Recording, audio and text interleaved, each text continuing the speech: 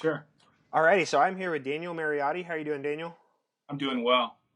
All right, we're glad to have you. Been wanting to do this one for a while, so I'm glad we're finally getting it, even if we have to be at a socially safe distance. Exactly. But can you just tell the listeners a little bit about yourself?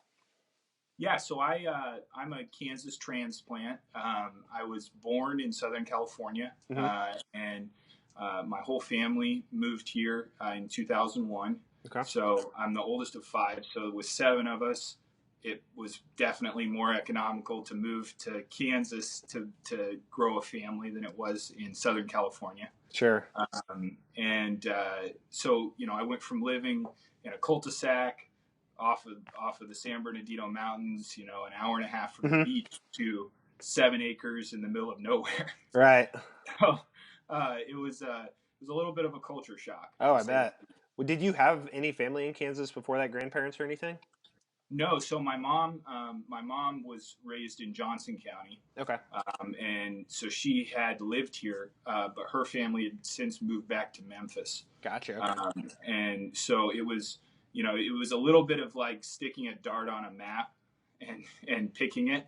And I was young at the time, so it was the whole family didn't really have a choice. We were moving. Right. That's understandable. Yeah. I So, actually, my family actually moved to Wichita or Andover in 2001 as well from Nebraska. oh, So about the gotcha. same Yeah, timeline. So yeah, yeah. When the whole world was falling apart here in Kansas. right. Yeah, it was weird coming here and seeing that dynamic. The Boeing shutting down and moving, and the way that kind of left a sour taste in everybody's mouth for a long time. Sure. It certainly gave me the impression that I wanted to get anywhere but here. Right. There was no sense of pride in the city or the state, and so I finished out high school here, and then went to college in Missouri. I actually went to College of the Ozarks. Oh yeah, yeah. I don't know if you're familiar with that, but it's Uh, a work school. yes, yeah. I was gonna say that's. I think that's about all I know about it. So yeah. Yeah, yeah. So it's super cool. If you get accepted there, there's about 1,500 students that go there. It's outside of Branson, Missouri, Hmm. and what it the whole campus is run by the students. Okay. So mowing the lawns, milking the cows, feeding everybody, Sure. every possible thing that you could do is done by the students, and that pays for your tuition. That's really cool. Uh, Yeah. so it was awesome. So I got to go there and got to graduate debt free, which was a huge thing. Yeah, it's a Uh, blessing for sure. yeah, it was. I didn't appreciate it as much at the time. Right. How big of a deal that was. What was your Um, degree? I was in international business management. Very cool. Yeah, that's awesome. Yeah, so it sounded fun, and I wanted to travel. I wanted to do stuff. Yeah. So I got a degree in that, and then after that, I moved to Washington D.C. And worked out there for several years Okay. as a political fundraiser, Okay. which was awesome. Yeah. Best job I've ever had. I got to be a party planner essentially, Yeah, for sure. um, and so that was really cool. I got to kind of, politics has always been a passion of mine. So kind of seeing how the sausage is made from the inside, on how bills work and how people work across party lines, etc. Very interesting. Yeah. It was awesome. It was Yeah. awesome. But anyway, so I met my wife in Branson, Hmm. and while I was going to school out there, and we moved together out to DC, and quickly realized, even though I had a good job and was making good money, realized I couldn't really grow something for myself. I was spending a ton of money, over half my paycheck every month to live in a C-class apartment. Right. It was terrible. Right. Um, and so, I talked to my family, and my father's always been involved in real estate. And so there was an opportunity for us to move back to Wichita and kind of grow our own real estate portfolio here, rental properties, buying and selling, Sure. uh, and some small commercial stuff. And so we moved back almost 5 years ago now, Okay. and jumped headfirst into the real estate business. Another one of the businesses I own is called Home Investors, Okay. or the Ugly Houses Company. And it's a franchise business, and we own the one here for the central part of Kansas. Hmm. And we went from buying and selling 4 or 5 properties a year to well over 60. Wow. And so we were able to kind of get involved when things were really, really good and really busy, Hmm. uh, and grow ourselves from having no rental properties to dozens. Yeah. So that's been a real good thing for us. And are you still in that market as well? Still doing the flips and buying and selling and Yeah. So we're still doing that. Things are weird right yeah. now. That everything's kind of on ice. The real estate market itself is still considered an essential business, so it's still operating. Right. But there are a lot of things in the real estate market that are difficult right now. The coronavirus being one, Right. but it's kind of compounded by everything else that's going on at the same time. Election year is always difficult in the real estate market because, just like the stock market, uncertainty is terrible for it. Sure. During the 2016 election, there was between June and the election in November, people stopped buying and selling. People froze. Interesting. The retail market was still okay, but the investor market froze over. Hmm. People just weren't making decisions until they had certainty. Gotcha. And we were starting to feel that at the start of this year, but then the coronavirus has put everything on ice. There's still strong demand out there for the retail properties. And of course, the investor market is still somewhat active, Hmm. but everything's gone on ice. I mean, it was going at 100 miles an hour, and now it's going at 5. Right. Hmm. Yeah, I guess I definitely would have thought coronavirus is affecting anything and everything right now. But I guess I mean, I'm not into real estate. We are in a house now, but I didn't realize like election year had so much to do with the real estate market and everything like that. So it's interesting. Yeah, especially from an investment perspective, Yeah. because anytime you have the changing of the guard politically, people move their money accordingly. Right. Love him or hate him, Sam Brownback had passed some tax reform changes that allowed pass-through income from rental properties to not be taxed at the same rate. Mm. And 2 years ago, that got repealed. Exactly. So, but yeah, the once Laura Kelly changed that law and started taxing pass-through income, Hmm. they moved some of their money out of the rental portfolio market. Right. So that changed it, and then coming into the next election cycle, people are nervous about it again. I will say that right now, with the stock market crashing, Right. there is a move into real estate. It's a much more secure, safe Right. investment. Trying to diversify a little bit. Exactly. Okay. So switch the gears a little bit from real estate. So I believe it was February of 2019, you bought your first El Primo.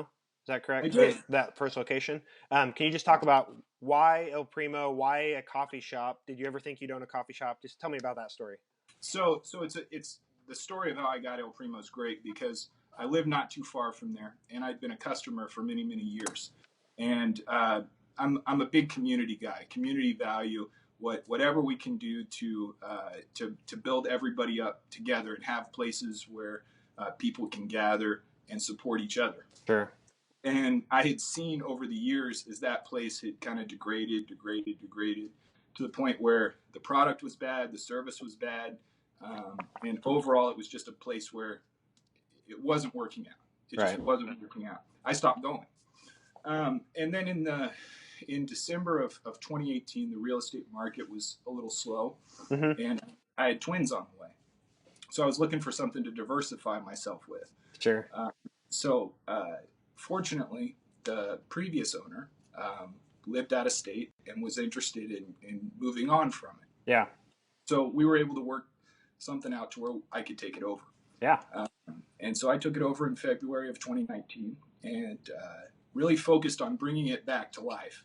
Taking it from a spot that was, torn down. The interior of it was in real bad condition, and bringing it back to a point where people can be proud of it and Hmm. people want to be there. Right.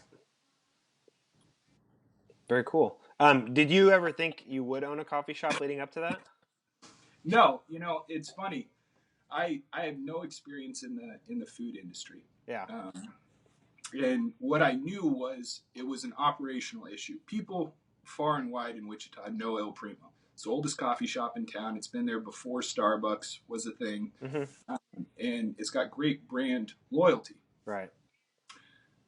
What it needed was operational fixes. Right. It needed someone to be able to hold the staff accountable and be hands-on. Right. So I had no desire to own a coffee shop. I didn't know what I was doing. It was a lot of learning right off the bat.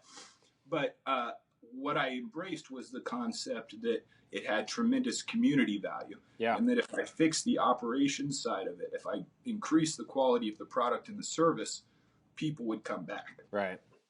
And they have. Right, for sure. Oh, there we go. Go back. So I think besides some of just the operational stuff, and I mean, I go there quite a bit, and there's a wide, diverse menu and everything. But another way that you kind of incorporated the community aspect was a lot of local art. Can you talk about that a little bit? Yeah. So again, a lot of learning on the go, but my focus when I took it over was to bring the community back to it. Mm-hmm. There are 1,000 places that you can go and get a good cup of coffee, but there aren't as many places that embrace every aspect of the community inside of it. Mm-hmm. So it was important for me that when I took it over, I bring local people in to showcase what's important to everyone in the community. Mm-hmm. So I brought in a bunch of local artists. Hunter Gramola is one of them. She did the mural on the big wall. She did the mural in the back of our logo. Mm-hmm. She's also done some artwork for some of our coffee bags, which is great. Yeah.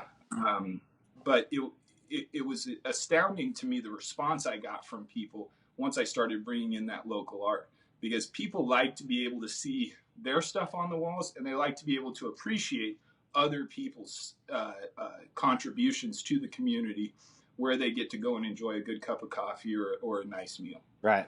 And I think, addition and kind of go in the direction of what I do, but it's been awesome too, just whenever I've gone in there, because I've recorded, 5 or 10 podcasts there, and it's cool because somebody's always, when I'm setting up there, even just the clientele that you have is like, oh, hey, what are you up to? Like, oh, that's so cool. I'll have to check that out. And it's just cool to see the support from even just the clientele that's in there at 6 in the morning or 6 in the evening. It's cool to see who comes in. Yeah, no, it's great because that's, coffee shops are the places where people gather these days. We're so disconnected as a society now. Everybody has a phone, has social media. We talk about social distancing right now, but honestly, if we look at it, we've been social distancing for a long time. Yeah.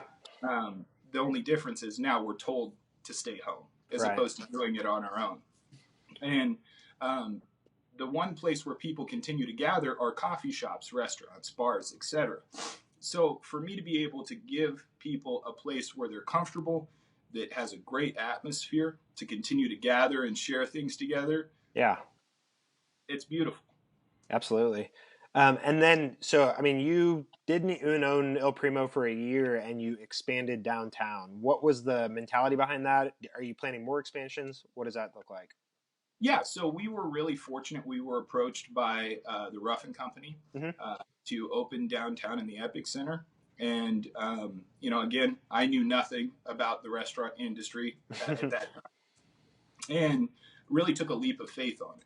Yeah. And that location's different in that it's a kiosk operation. So we operate on the ground floor of the Epic Center. And we mostly service the clientele in the building. And I was surprised when we started that really people were hungry for a good quality food product, good coffee, as quick as they could possibly get it. Right. We're at a point in our professional careers where taking the 1.5 hour lunches is a thing of the past. We want to get as much as we possibly can done in the time that we have to do it, and then move on. Right. And so it really served the building well, and we've been able to succeed because of that. Yeah, absolutely. And just to touch on that, just so if people don't know about El Primo or don't know about those locations, it is pretty much a full food menu, right? You can get, lunch, sandwiches, whatever for lunch and everything. Yep, breakfast and lunch. We're open from 7 to 2. Okay. Monday through Friday, and you can get whatever you need here. It is open to the public. but the vast majority of our clients are here in the building. Sure. Are you looking at expanding? I mean, maybe not right now because of everything that's going on, but are there plans in the future to try to maybe like a west location or anything like that? Yeah, so we've been approached about opening another location on the east side in one of the other office buildings, Mm-hmm. and I'd say, stay tuned for that. There's Sure. a good possibility that that happens here in the next couple months. Mm-hmm. Um, we've been looking at a couple of west side locations, but again, it has to be a good fit for us. Absolutely. The coronavirus has kind of thrown a wrench in a lot of things. Yeah. But we're heavily focused on taking care of our employees and making sure that they're doing well during all of this too. Right. And that's important because I think there are a lot of companies that, I mean, whether they wanted to or not, but they had to chop a lot of staff and a lot of part-time people. And yeah. Yeah. We so that's been a really deep struggle for me personally as well, because when all this started coming down, we were on the front lines, and there was the very true reality that we would probably have to start cutting staff and Right. cutting things back, and maybe look at shutting our doors as well. And we got together as a team and just decided that until they lock the doors behind us, we're going to keep things going. Yeah. We're not making money. We're struggling like everyone else is. But I told the staff that my commitment to them when I hired them was to make sure that they got paid. Right. And so we're going to do that until there's no more money left. Sure. And just to touch on that a little bit more, you guys put up a sign, and you guys, like you said, you're kind of at the forefront of pushing to help support the local small businesses, not just yourself, but everybody, with the "We Will Persevere" sign, and just, I mean, again, just supporting everyone else. How can people help support you guys and everybody else? I know you guys have your drive-through open, but what are those ways that people can help you guys? Yeah, just keep coming through the drive-through. Yeah. If you can, come see us. If you can't, um, we understand that. We're here to kind of be a beacon of hope. That's why we put the sign up there. In all of the struggles that we've had as a country, we've been knocked down time and time again throughout our history. World Wars, 9/11, Vietnam, every struggle that we've had, from natural disaster to man-made, we've been knocked around, but we've always come together. And so I wanted to put something out there to kind of say, listen, we're going to get through this. We will persevere through this. Yeah. We're all in this together. And at some point when we come out the back end of this, we'll all be better for it. Absolutely. Just to touch on a couple more things business related. I mean, obviously, again, besides kind of the COVID stuff going around right now, even since I was in high school 10 years ago, there has been that resurgence of kind of city pride, and now like even more like small business entrepreneurs. What do you think the status of all that stuff is in Wichita is, or where do you see that going? I know it's kind of a hard question to answer on the spot, but like, again, we've seen kind of a resurgence in like, I mean, cool coffee shops or like microbreweries. Do you have any idea what direction that could be going? Yeah. So that was one of the reasons why it made sense for me to get involved in the coffee shop. Wichita has so much more pride than it did years ago. And the development that you're seeing in Wichita is a result of that pride. Right. And it really lends to a fertile ground for growth for entrepreneurs and small businesses, coffee shops, etc. I think that in light of the coronavirus, there's going to be some struggle for a lot of those businesses. I know personally, I have a lot of friends who are struggling with it. But I hope that as we kind of get out of this, it's an opportunity for the people who invested correctly and were careful to have even better growth than they would have had before. Sure. I see only positivity as far as opportunity during this and after this. But I think in the short term, it is going to set a lot of that back, at least for the next year. Right. Which I think you can kind of look at it like the economy, right? It's going to go down, and it could be down 30% right now, but it's like, if you stay the course and you keep going as you would, eventually the gains will come back and even bigger at some point. Exactly. It's all about being conservative. Right. And making sure that you don't overextend yourself. Yep. What advice would you have for entrepreneurs then, kind of coming out of this, or just in kind of in general, if this wasn't happening, what advice would you have for a first-time entrepreneur in Wichita in 2020? I think the advice I would have is go for it. Right now we're at such a beautiful stage of life in our economy and in the world. Technology is taking off in ways that we couldn't have imagined it 10, 5, 20 years ago. And it leads to such low barriers of entry for so many different industries. Right. And so my advice would be go for it. It's never easy. You're never going to have everything lined out. You're never going to have enough money. You're never going to have enough time. Things will be difficult. Right. But right now, so many people are being pushed out of the market because they made poor investment decisions in the recent past, that there's going to be a big opportunity for people willing to take those risks. Yeah, absolutely. Is there anything else you want to touch on with the coffee shop before we switch gears a little bit?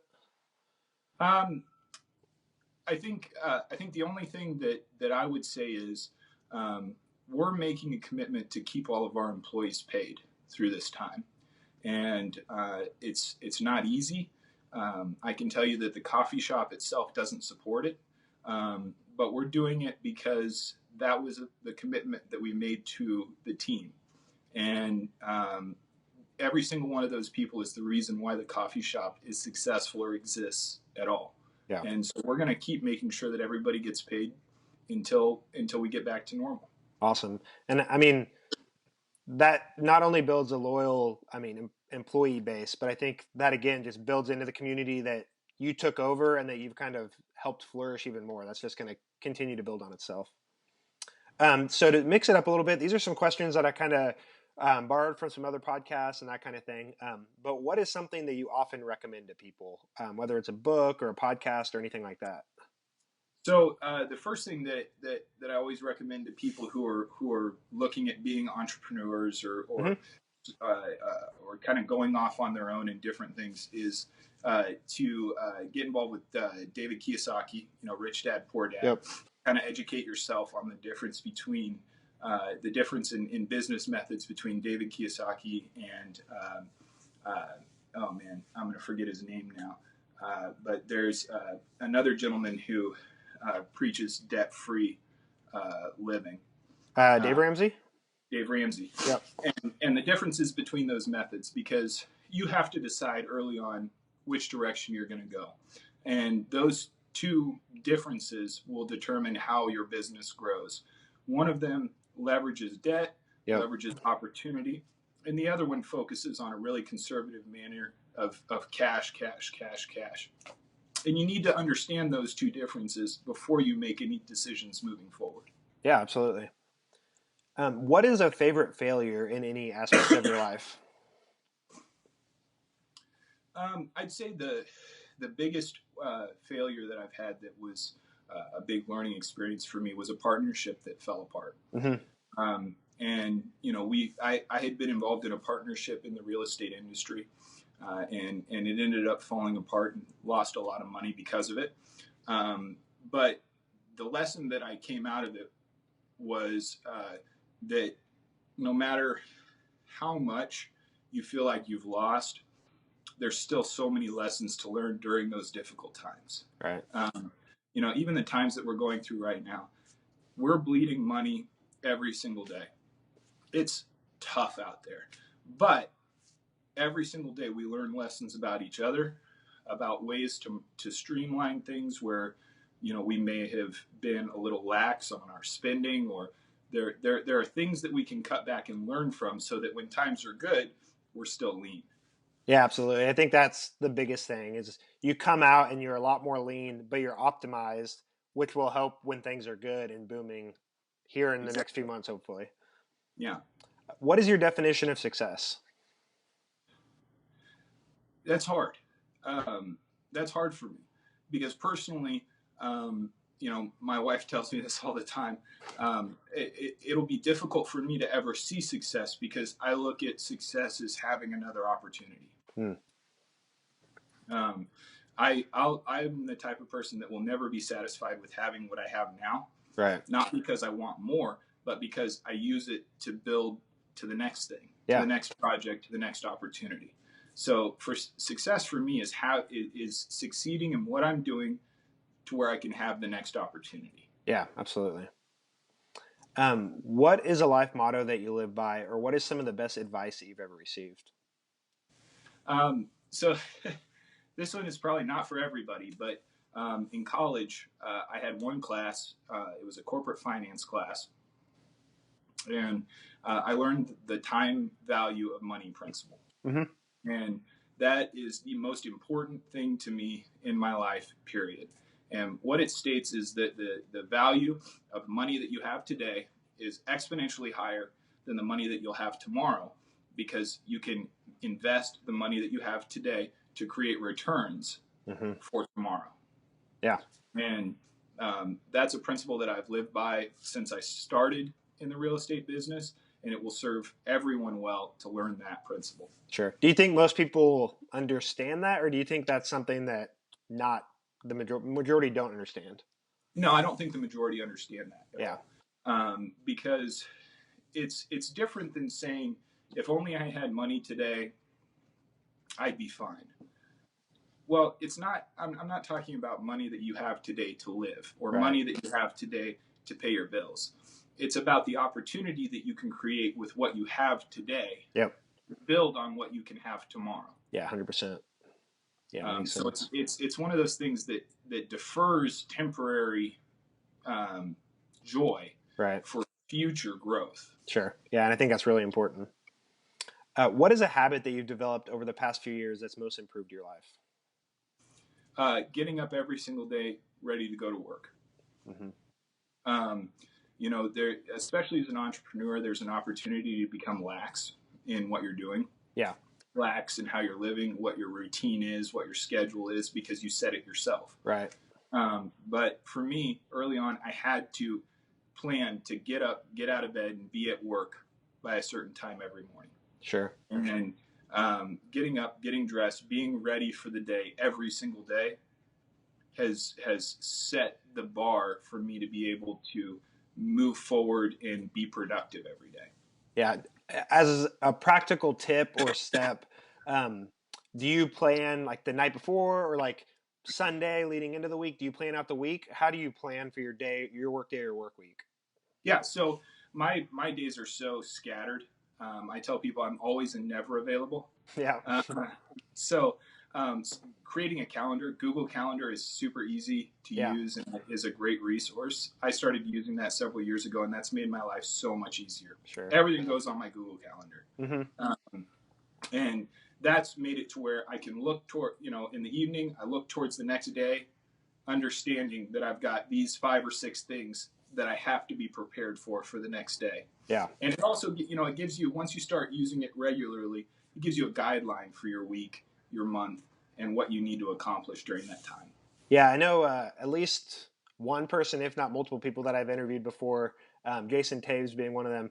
If it's not on the Google Calendar, it doesn't exist. So he Right. uses pretty religiously. So I need to get more into it. I've tried it a little bit, but I think I need to make that a habit. That'd be helpful. It's so easy because it's integrated with everything, but it keeps you on time, it keeps you notified, and it keeps you engaged with all those small tasks. Right.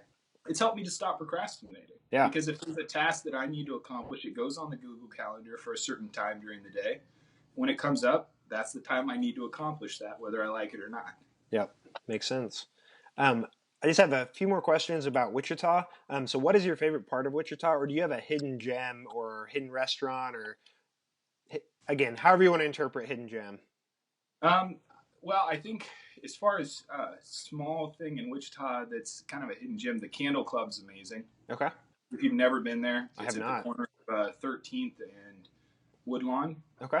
In the back yeah. of the street mall. Great food. It's an old speakeasy. Okay. I haven't heard of this one, so. Yeah, it's been around forever. It was started as a speakeasy. Very cool. It's one of the only places, actually, it is the only place in Wichita where you can still smoke inside. It was interesting. Really? So it's got great food. It's an awesome place. I love everything about it. As far as my favorite part of Wichita, I'd have to say it's probably the College Hill area. Yeah. Um, I'm in real estate. I'm a housing geek, and I love architecture. And there's so many great homes, beautiful buildings in that area that I think are underappreciated in a lot of ways. Yeah, I don't think it gets much more unique as far than the College Hill neighborhood. I mean, every house is different. They all different layout. They're all older homes. It's pretty cool. Yeah, and they're all beautiful in their own way. Right. Is there anything you wish Wichita had that it doesn't, or what would you improve about Wichita? I think the one thing that I think Wichita needs to work on is getting um, some of the founding fathers of Wichita to embrace building the city spirit a little bit more. Okay. I think there are certain people in Wichita that have immense influence and financial resources that, for whatever reason, have chosen not to be a large part of developing the Sure. city. And there are plenty of examples that you can look at in other cities, Omaha and Berkshire Hathaway, Yeah. Oklahoma City, and Aubrey McClendon. And I think that Wichita needs some of those people to step up and really focus on developing the city at its core. Sure. Just one last question. What does Wichita mean to you? It means family and opportunity. Um, it's the most perfect place that I've found to raise a family in a community that embraces family. Mm-hmm. And it's a place where you can live reasonably and grow with what you have. Yeah. Whether you've got a job where you make $30,000 a year or $100,000 a year, there's opportunities for you to own your own home and be able to build wealth for yourself and your family. Sure. Awesome, Daniel. This was really fun. I appreciate you coming on. Where can people find you? I know there's several social media, Il Primo ICT, I believe. Where can people Yep. find the Il Primo stuff? Yeah, so they can find it at Il Primo ICT on Twitter and Instagram, and Il Primo Espresso Caffe on Facebook. Awesome. And I will link all that stuff up, and I'm sure we'll be doing some more giveaways and stuff soon. So I really appreciate you coming on and telling the story, and I'm sure we can have you on again in a few months when things are rolling and rocking and rolling again. So Sounds great. Thank you, yep. Landon. Thanks, Daniel. Have a good one. Bye. Bye.